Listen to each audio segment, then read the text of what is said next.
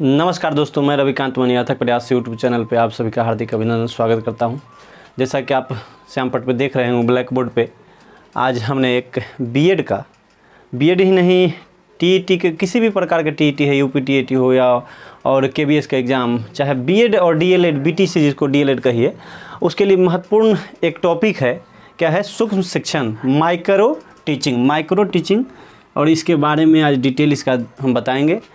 सबसे पहले देखते हैं माइक्रो टीचिंग शब्द जो है, इसमें आप देखिएगा दो शब्द से मिलकर बना हुआ है, माइक्रो और टीचिंग। यानी कि इसमें हिंदी अगर देखते हैं सूक्ष्म और शिक्षण, यानी शिक्षा व्यवस्था में वैसा, शिक्षण व्यवस्था में वैसा सूक्ष्म रूप, छोटा से छोटा रूप। जैसे आप एक माइक्रो टीचिंग होता है बृहत शिक्षण, और बृहत शिक्षण से ठीक उल्टा सूक्ष्म शिक्षण होता है। इसमें क्लास, जैसे साधारण क्लास जो चलता है 30 से 35 मिनट का क्लास चलता है, उसको क्लास का स्वरूप जो होता है इसमें 5 से 10 मिनट का, इसमें 5 से 10 मिनट का क्लास ही होता है। ड्यूरेशन जो होता है क्लास का 5 से 10 मिनट। और सूक्ष्म शिक्षण जो है खास करके छात्राध्यापक के लिए बनाया गया एक प्रकार का ऐसा शिक्षण है, छात्राध्यापक के लिए बनाया गया है। छात्राध्यापक को आप इंग्लिश में क्या कहते हैं? People teacher. क्या कहते हैं? People teacher. इस खास करके पीपुल टीचर के लिए बनाया गया है। और सबसे पहले सूक्ष्म शिक्षण का जो है प्रतिपादक या जनक हैं तो ड्वाइट डब्ल्यू एलन महोदय हैं, जो कि स्टैनफोर्ड विश्वविद्यालय, अमेरिका के स्टैनफोर्ड विश्वविद्यालय में शिक्षक प्रशिक्षण थे, यानी शिक्षक प्रशिक्षक थे। और इन्होंने, इनके सहयोगी भी थे, एक कीथ एचिसन हैं और थे, मतलब 2-3 और थे इनके सहयोगी, जैसे कि इनको सहयोग दिए थे और विभिन्न प्रकार से इनको सहयोग दे के, जैसे बुश हैं, केनी हैं और एचिसन महोदय हैं। इन्होंने भी मतलब माइक्रो टीचिंग पे काम किया था। लेकिन विशेष करके इसके प्रतिपादक जो माना जाता है, ड्वाइट डब्ल्यू एलन महोदय को इसका प्रतिपादक माना जाता है। शिक्षक प्रशिक्षण तकनीक ये है। माइक्रो टीचिंग क्या है? शिक्षक प्रशिक्षण तकनीक है। और कहा भी जाता है जैसे शिक्षक पैदा नहीं होते हैं, शिक्षक को बनाया जाता है। शिक्षक के अंदर, उनके अंदर एक प्रकार से स्किल का डेवलपमेंट किया जाता है, उनके अंदर स्किल का विकास करके और उनका शिक्षक को एक बेहतरीन स्किल का निर्माण किया जाता है उनके अंदर माइक्रो टीचिंग के द्वारा।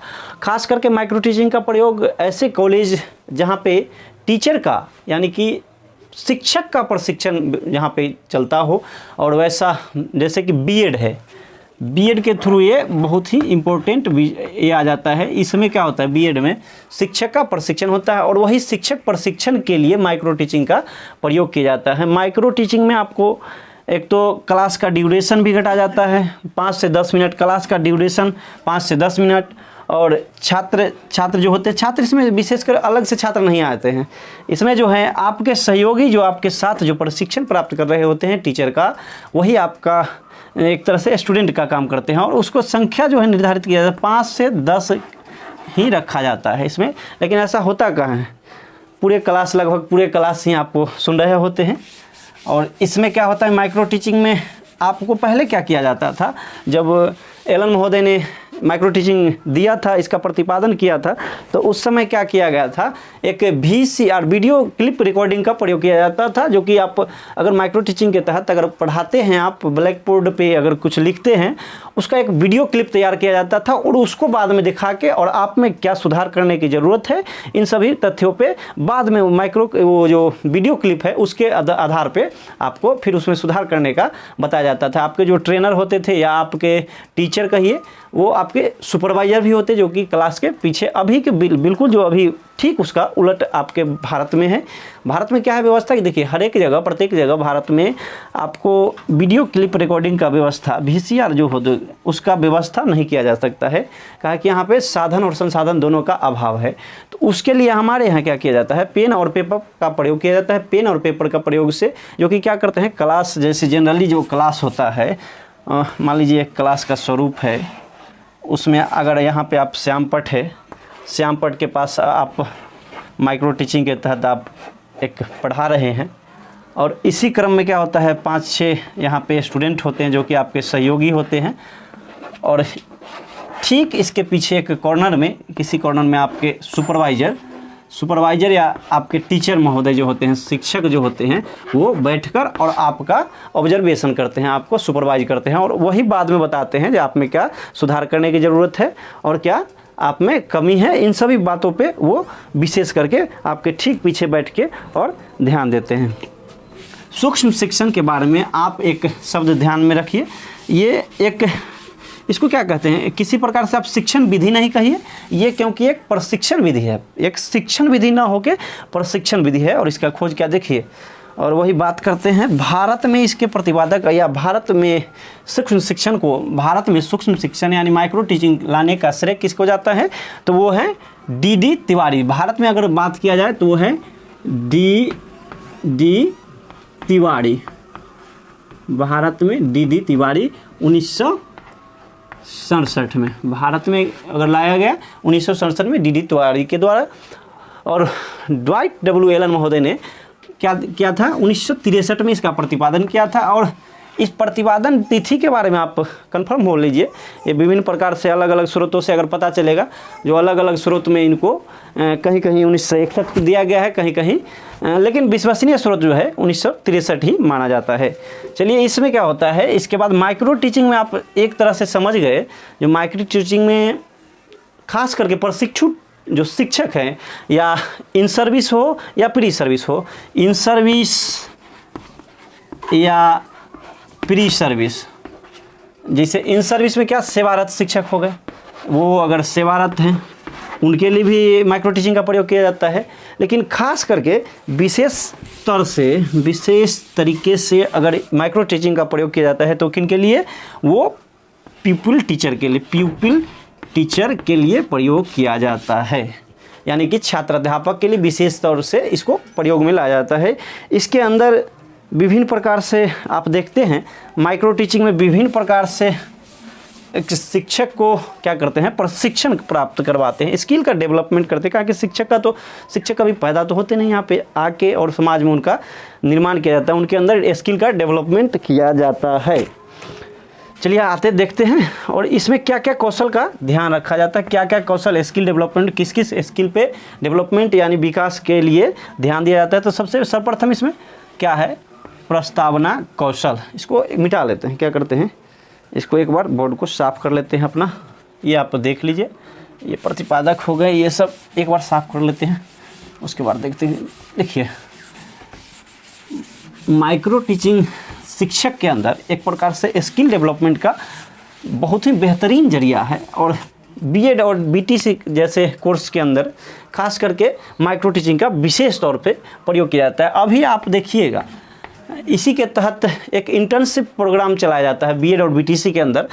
विभिन्न प्रकार के स्कूल या हाई स्कूल हो गया, अपना मिडिल स्कूल हो गया, और विभिन्न प्रकार के स्कूल के अंदर आपको भेजा जाता है और उसके अंदर इंटर्नशिप कराया जाता है। कहाँ के, तो क्लास में आप जब जाते हैं वहाँ पे पढ़ाते हैं विभिन्न क्लास के, या 9th 10th या बीएड है तो आप हाई स्कूल में भी जाइएगा, और या तो बीटीसी है तो आप मिडिल स्कूल में जाइएगा, और इससे प्राथमिक स्कूल में जाइएगा। तो उस जगह भी आपको ये माइक्रो टीचिंग द्वारा जो आपके अंदर स्किल को डेवलप किया गया है, विकास करवाया गया है, उसके प्रयोग द्वारा क्लास में आपको शिक्षण कराया जाएगा, और उसी के अंतर्गत आपको लेसन प्लान, पाठ्य योजना बना के ले जाना पड़ेगा घर से, और फिर जाके वहाँ पढ़ाना पड़ेगा विभिन्न तरीके से।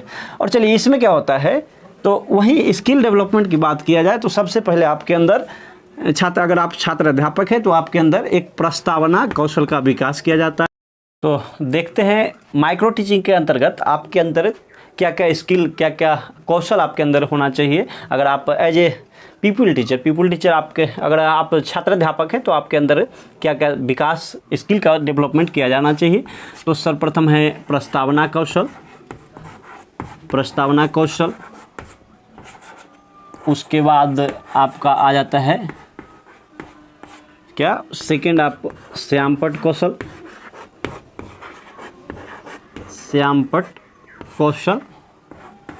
और उसके बाद श्यामपट्ट कौशल के बाद आप आ जाते हैं, प्रस्तावना कौशल हो गया, श्यामपट्ट कौशल, व्याख्यान कौशल, इसमें व्याख्यान कौशल उसके बाद क्या आपका हो गया उद्दीपन कौशल,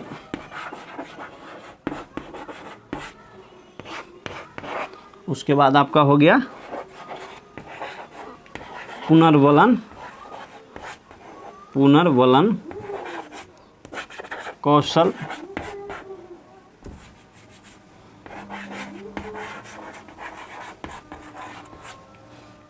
उसके बाद हो गया आपका समझाने का तरीका,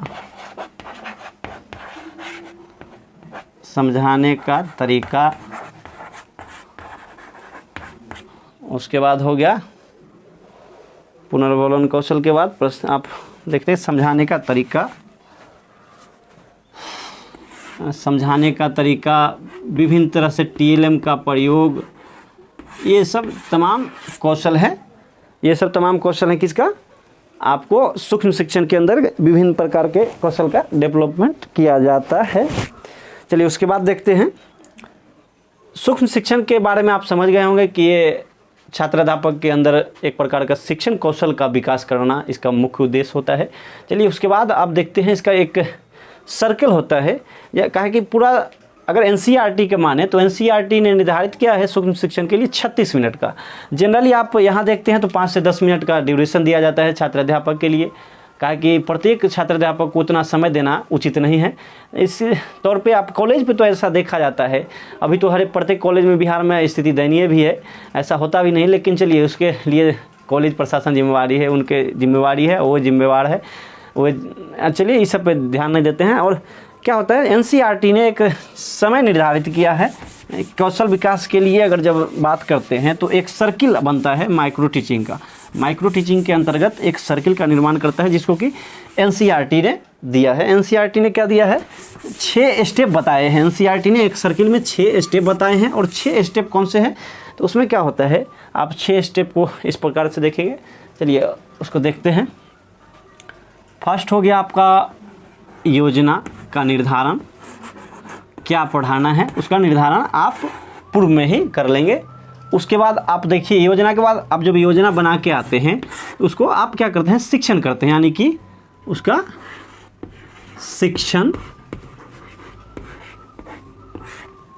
फिर उसके बाद शिक्षण जब कर लेते हैं तो आपका क्या होता है, प्रतिपुष्टि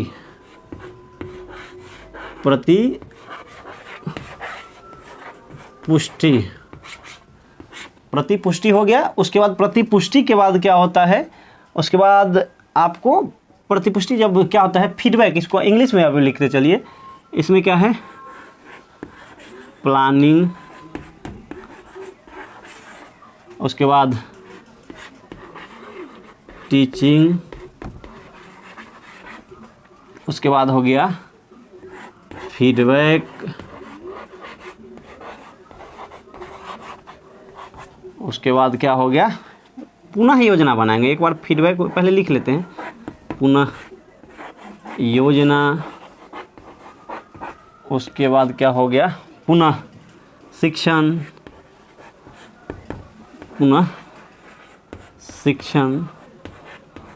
इसके बाद हो गया पुनः प्रतिपुष्टि।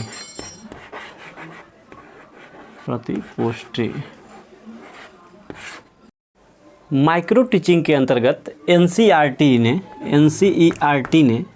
6 स्टेप बताया है पीपल टीचर के लिए, यानी कि छात्र अध्यापक के लिए स्किल को डेवलपमेंट करने के लिए। और 6 स्टेप एक साइकिल बताया है, जो साइकिल इस प्रकार है और इसमें 6 स्टेप होते हैं। पूरे 36 मिनट का एक टर्म होता है, 36 मिनट का पूरा समय निर्धारण ड्यूरेशन जो होता है वो 36 मिनट का होता है टोटल। और इसके 6 स्टेप या सोपान होते हैं। फर्स्ट स्टेप क्या होते हैं, इसमें फर्स्ट स्टेप जो होता है योजना का निर्माण होता है। और ये योजना का निर्माण में इसमें क्या होता है, समय निर्धारित नहीं रहता, ये आपको अपने घर से, यानी छात्र अध्यापक हैं तो आपको अपने घर से ये योजना बना के आना पड़ेगा। जो एक टॉपिक मिलता है और उसको आपको घर से लेके आना पड़ेगा। उसके बाद क्या इसकी ये होता है प्लानिंग। प्लान जब कर लिए तो उसको क्या होता है, आपको क्लास में, यानी कि अपने क्लास में जो होता है बीएड का हो या BTC का क्लास हो, उसी क्लास में अपने सहपाठियों के बीच आपको शिक्षण कराना पड़ेगा, यानी कि टीचिंग। इसके लिए 6 मिनट का समय निर्धारित है और इसके लिए 6 मिनट का समय निर्धारित है।